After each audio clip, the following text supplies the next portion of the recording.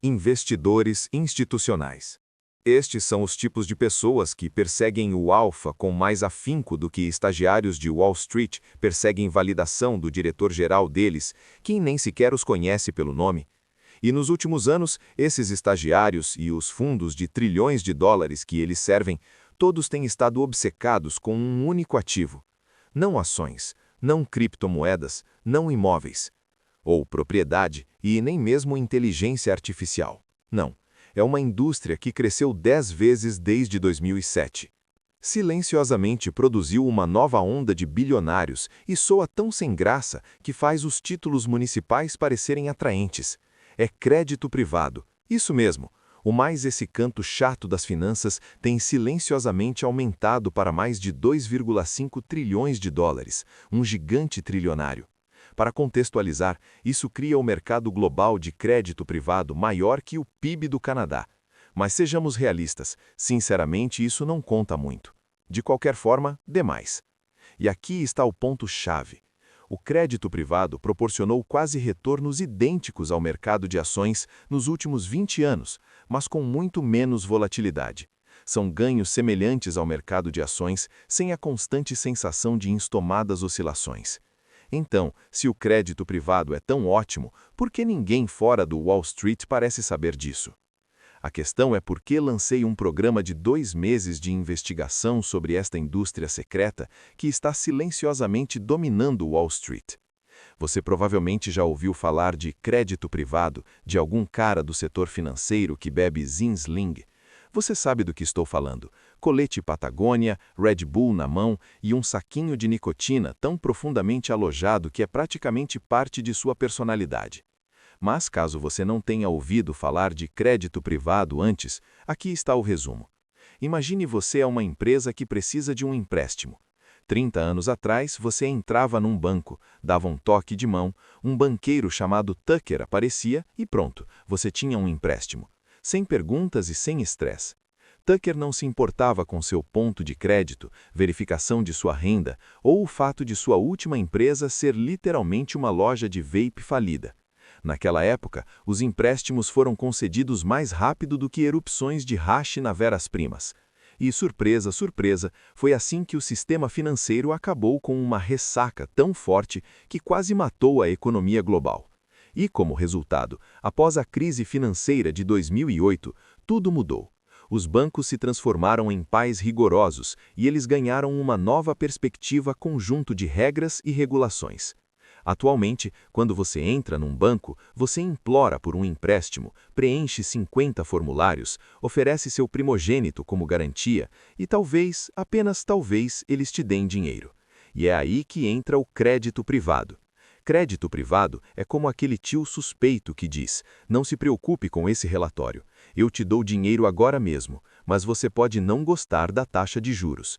E pronto, isso é crédito privado em um resumo. Em vez de ir a um banco, as empresas recorrem a empréstimos de instituições financeiras não bancárias, como Blackstone, Apollo ou Ares. Essas empresas cortam empréstimos diretos e aumentam as taxas de juros, gerando retornos expressivos. É tipo o Venmo, só que é como seu amigo não está te enviando $20 para comprar pizza, ele está transferindo 200 milhões para uma refinaria de médio porte de petróleo para que não vá à falência. Então, por que o crédito privado está funcionando tão bem? Porque finanças, assim como seu ex, segue uma regra. Se houver um buraco, alguém vai preenchê-lo. Mas antes que eu entenda como o crédito privado resolve uma lacuna no mercado, vamos voltar um segundo.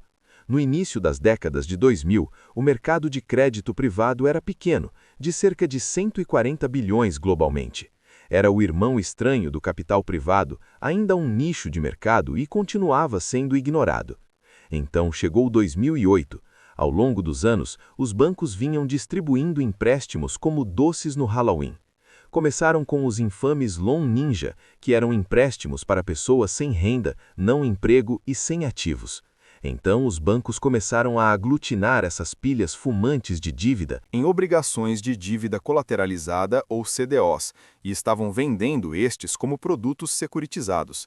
E se isso não fosse imprudente, eles inventaram o CDO ao quadrado, que era essencialmente apenas bombas-relógio disfarçadas de produtos de investimento. E, pasmem, tudo desabou. Os bancos explodiram, impulsionaram a economia através da distribuição de empréstimos para qualquer pessoa com pulso. Então, seguindo a crise financeira, reguladores intervieram e disseram: é hora de começarmos a agir como adultos responsáveis. Estes reguladores implementaram uma regra completamente nova, um livro que obrigou os bancos a aumentar reservas de capital, reduzir a alavancagem e endurecer os critérios de concessão de crédito. Isso significava que empréstimos para pequenas e médias empresas, que eram as empresas com perfis de risco mais elevados, de repente não eram mais o caso valer a pena a dor de cabeça para os bancos tradicionais mais. E assim, em 2010, o empréstimo bancário para esses mercados intermediários, as empresas despencaram. Mas aqui está o problema. Essas empresas de mercado intermediário ainda precisam de dinheiro, e agora eles estavam em um lugar estranho. Esses mercados intermediários, as empresas eram grandes demais para a sua região, bancos comunitários e muito pequenos para emitir títulos em Wall Street. E é aí que o crédito privado entra em cena. Crédito privado, fundos intervieram e disseram: não se preocupe, os bancos podem ter te ignorado, mas nós te ajudamos.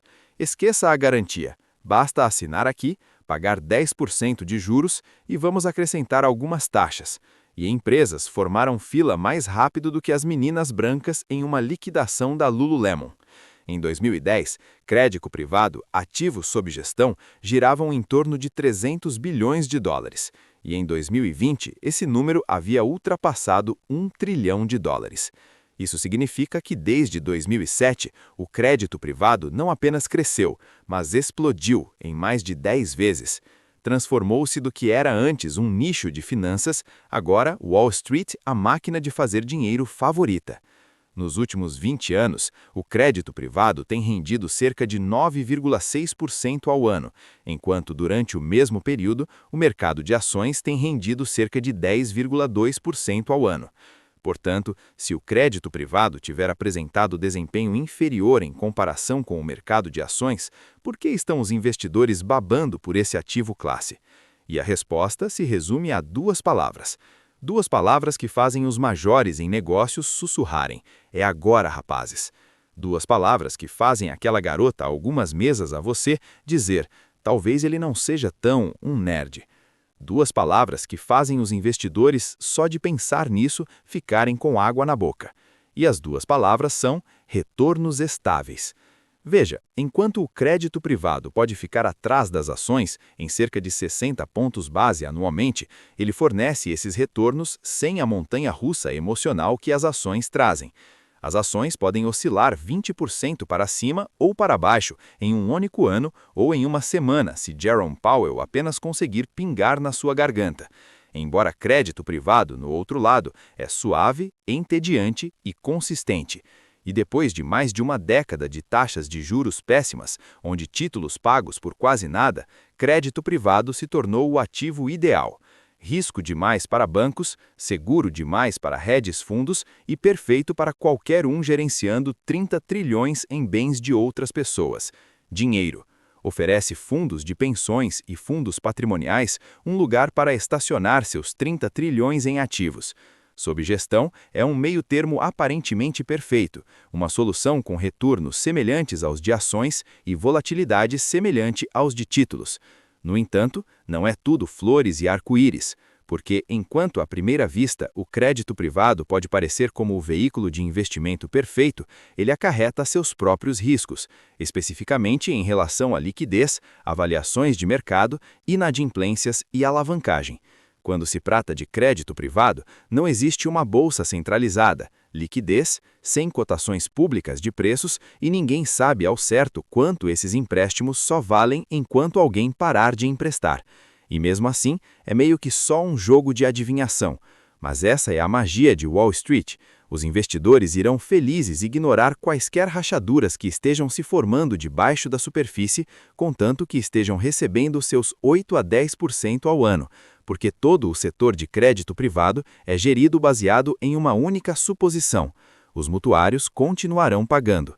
E, para ser justo, durante a última década, bem, eles têm. Então, sim, Talvez private credit seja realmente o setor mais quente de Wall Street, a nova indústria. Ou talvez não, talvez seja apenas a última bolha usando um terno de cor diferente. A verdade é que ninguém sabe, e só o tempo dirá. Mas por enquanto, Wall Street está ficando mais rica, e isso é tudo o que realmente importa. E enquanto esses interesses de pagamentos continuarem chegando, ninguém vai fazer muitas perguntas. Então, por enquanto, a história continua, o dinheiro continua fluindo e todos nós podemos continuar fingindo que a música nunca vai parar.